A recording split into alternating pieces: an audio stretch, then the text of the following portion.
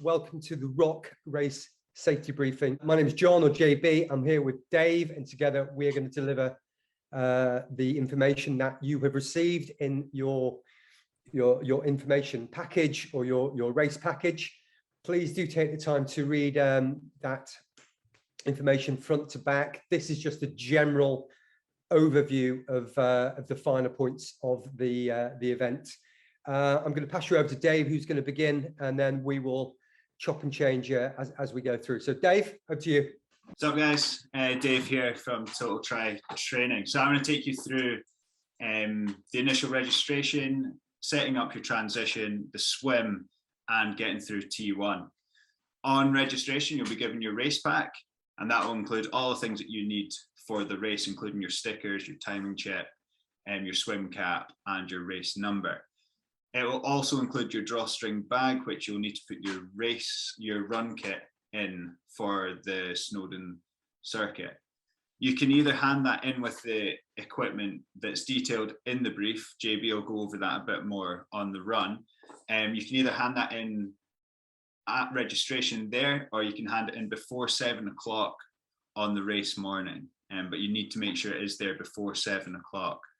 The details of exactly where it goes are again in the brief. Transition on race morning. So it opens at 6 a.m. And it closes at 7:45 with the race starting at 8. You want to ideally be ready to start at 7:55 so you're not rushing to get to the swim start. Setting up transition, relatively straightforward. First thing you need to make sure is that you've got your race number or timing chip on show for the marshals, because they won't let you into transition if they don't see that you're an athlete. So make sure you've got your race number on show. Then you're allowed to bring in a bag or a box, which is up to 40 litres. That's to store any of your kit in. You can have, your towel, whatever it is that you want in your kit bag, your shoes all in there. But please make sure it's out of the way of any other athletes, because we don't want to create trip hazards. So make sure it's tucked in underneath where your bike will be racked. Other little rules about setting up transitions: make sure that your helmet is attached to the bike. That's a rule that the ROC have stipulated. You need to keep your helmet on the bike when it's racked, and that'll be so that the marshals can see that you have a helmet so that you can go out on the cycle. Then after that, it's a case of getting yourself set up and ready for the race, which starts at 8 o'clock. The swim. Let's go on to the swim. So it's a mass start. So the main thing about a mass start swim is if you're non-confident or you're not overly sure about swimming with a massive group, stay at the back. Okay, don't try to get stuck right in the middle with everyone, because it can be a bit of a daunting place to be, especially if it is your first mass start. So hang back, let everyone else get out in front and enjoy the fresh water at the back.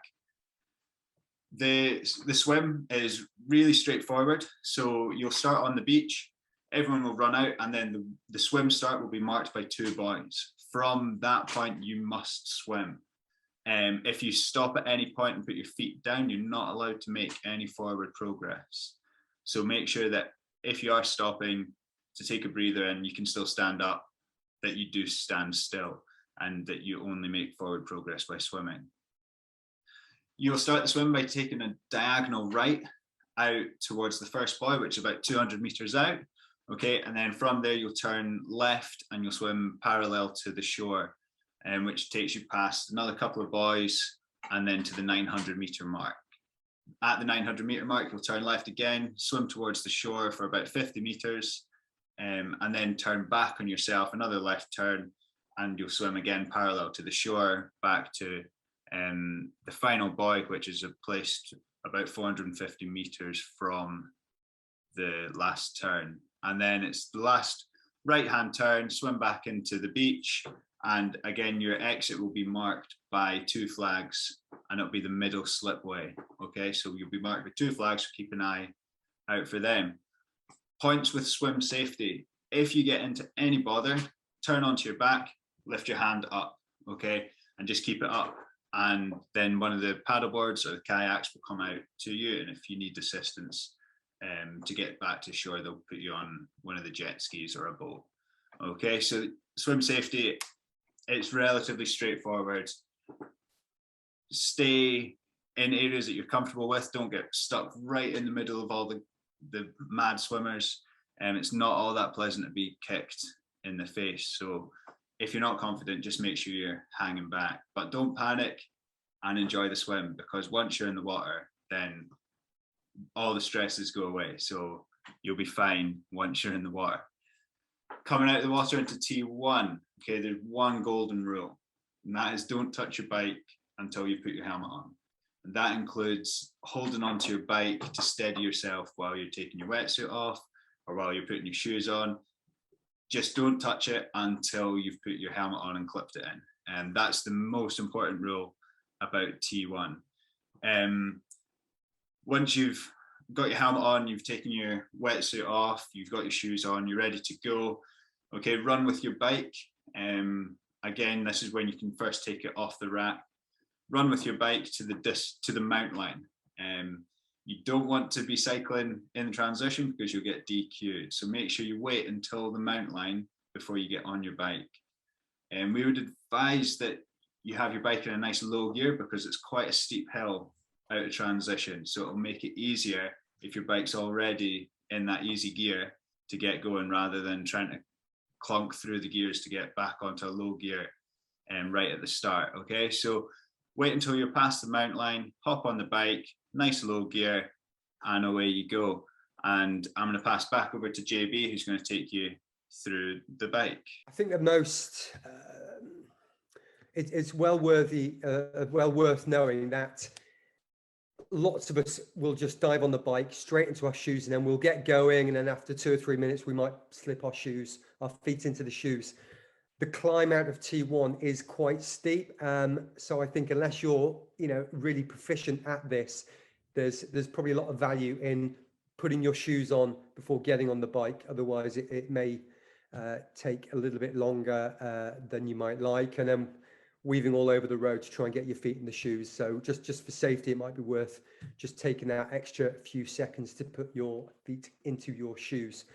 I'm just going to cover off a few of the safety notes here as we go, so I'll be looking down. So first and foremost, you are responsible for your safety on the bike.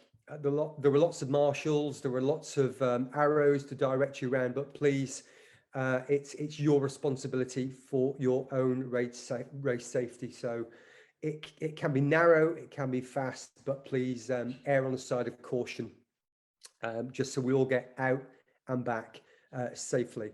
The signs, we'll be following signs. They are a green sign, which has got a black arrow, the direction we would like you to go, and it's also got the ROC written on them. Lots of marshals on the course to guide you. They are there as a guide. Say hi, wave at them. They'll be out all day for a long day. So please do say thank you for them doing their part and allowing you to race.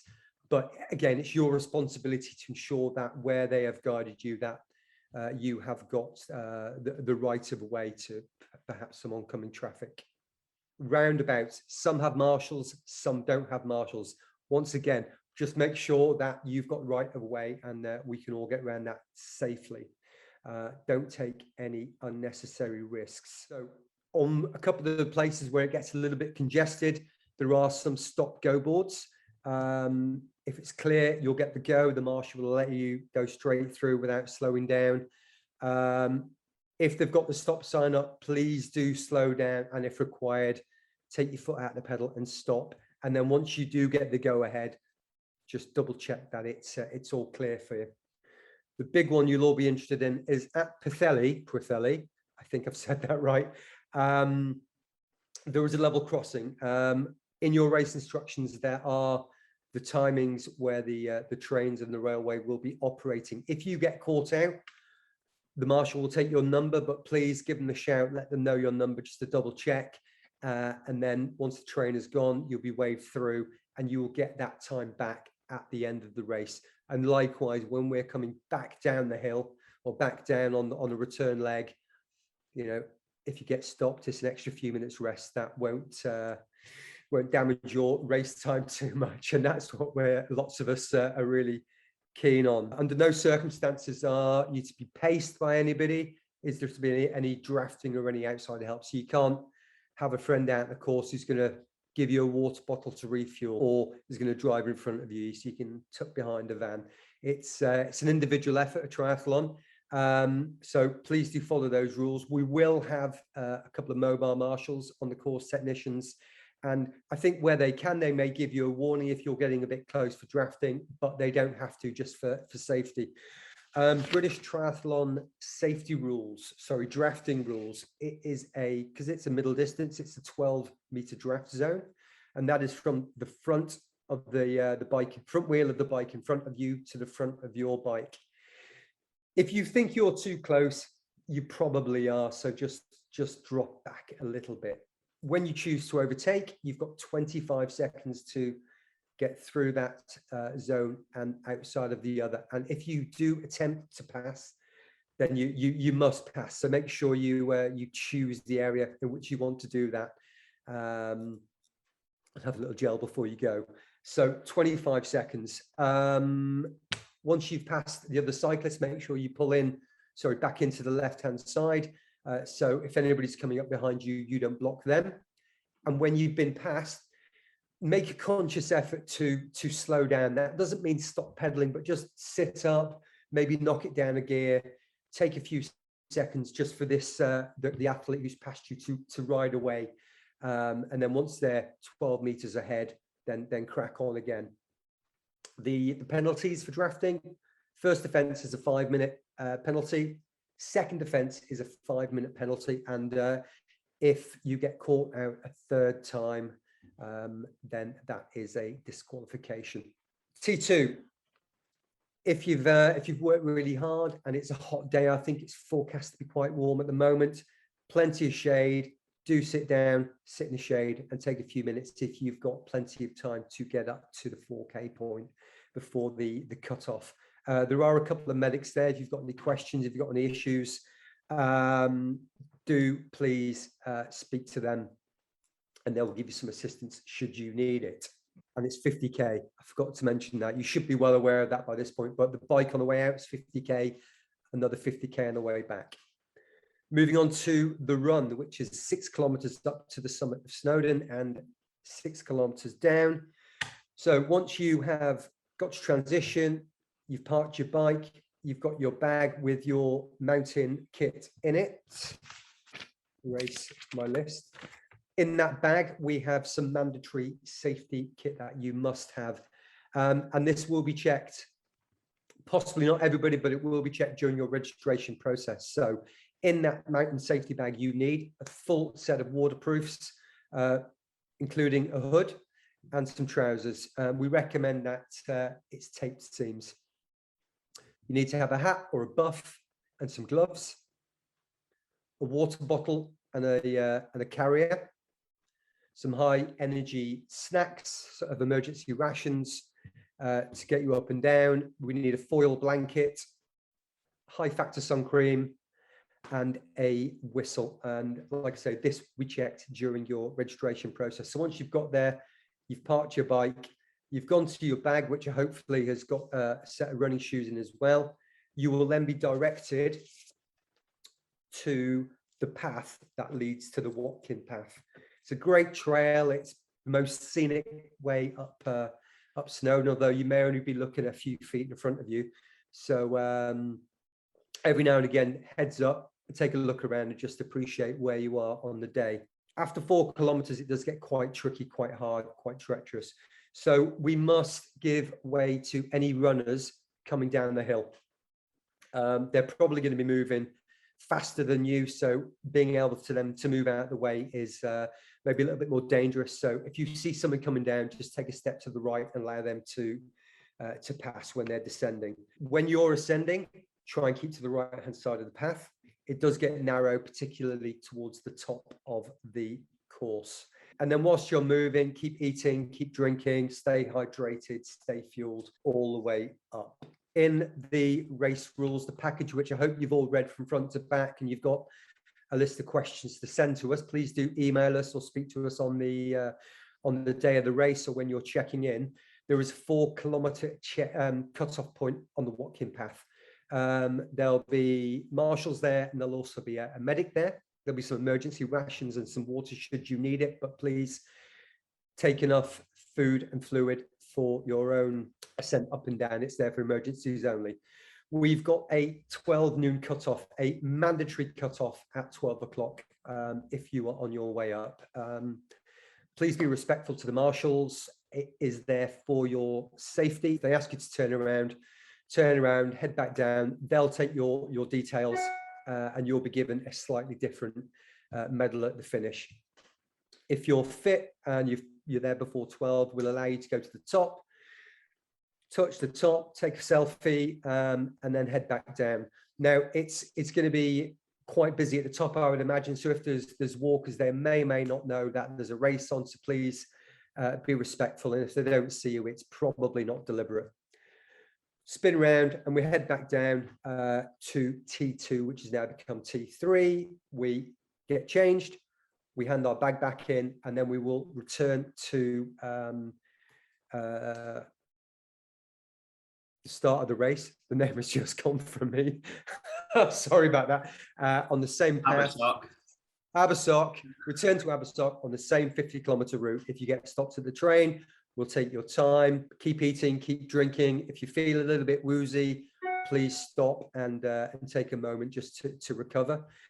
We've got an area to top up your water at Cricket. Apologies to those Welsh speakers. Stop, refill your water, and continue heading back to Abersoch. The only kind of final point coming into transition, which is now T1, T2, T4, is it's quite a steep descent. You'll know that because you rode up it. Yeah, just be cautious. Take it easy on the way down. It's not worth risking anything towards the end of that race. That's the bike and the run. If you've got any questions, get in touch. And Dave, if you could just finish us off on the last little bit, please, that'd be brilliant. Right, guys, so you're coming in at T4. Again, just like JB said, just slow down as you're coming into T4.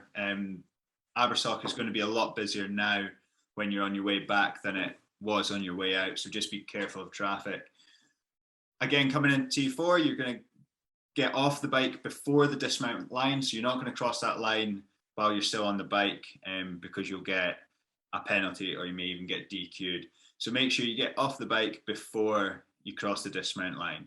Okay, then into transition, rack your bike, helmet comes off, and then pop on your second pair of trainers. Although this is a run on the beach, we still recommend that you wear trainers for it. Okay, so it's just 1 kilometer run and it's the home run. Come out of transition, you're going to turn right onto the beach, and you'll obviously run along the beach. As you run out, you'll likely have a bit of firmer sand on your left-hand side. I would advise using that because it will help make a good bit of forward momentum. And then on the way back, once you turn and come back on yourself, the sand will be much softer, so it'll just be a wee bit harder going. But the most important part about this part of the race is to enjoy it. Soak up the atmosphere that you've just completed. The rest of it, you've absolutely smashed it by this point, and there's going to be crowds there waiting for you. And it's the best thing about triathlon, is getting to that finishing shoot and just smile for the camera because you deserve it and you've worked hard. So yeah, just really enjoy that last kilometer run, and then you can fully relax afterwards. When you cross the line, there's just a couple of things you've got to do before we finish. Let's put your timing chip in the red bucket. There will be marshals there to remind you to do it, and there is a fine if you don't return your chip, so it's not worth missing that red bucket. Keep your race number with you so you can collect your bike at the end of the day. Transition to pick up your bike closes at 5 o'clock, but again, they will need your race number just for security reasons, to make sure that you are the one collecting the right bike. But yeah, that's really it at the end of the race. Pop your timing chip away, keep your number, pick up your bike, and bask in the glory of finishing the ROC Triathlon, because you've earned it by that point. I don't think there's much else from us to cover. Yeah, I've got 1 or 2 points just to finish off there, mate. Yeah, some call it a race, some call it a challenge. It's a race for a few people. Just absolutely have the best day ever. Now, there's a couple of points I just want to make. One is you'll have all seen the race instructions. You'll have signed your waiver. Remember, it's your responsibility for your own safety on the course and to make sure that you're fit and well to carry on. If you get into trouble or if you pull out at any point, please inform Race HQ, whether that's when you get out of the swim or whether you're on course and you either need to stop, tell a marshal and they'll contact them. But please also follow up and tell HQ yourself.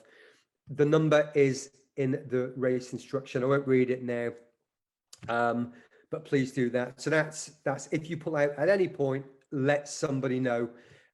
Make your way back to the HQ, hand your chip in as you would normally do so you don't get fined.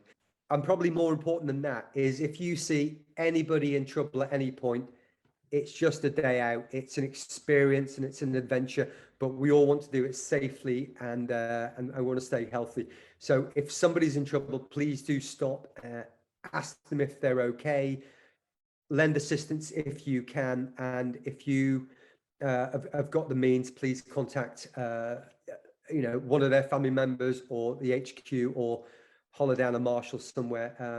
We really do appreciate your help in doing this. I think we've covered just about everything. We may follow up with a couple of more details as and when they come through close to the race day. So I think that's all I've got to say. We'll see you on race day.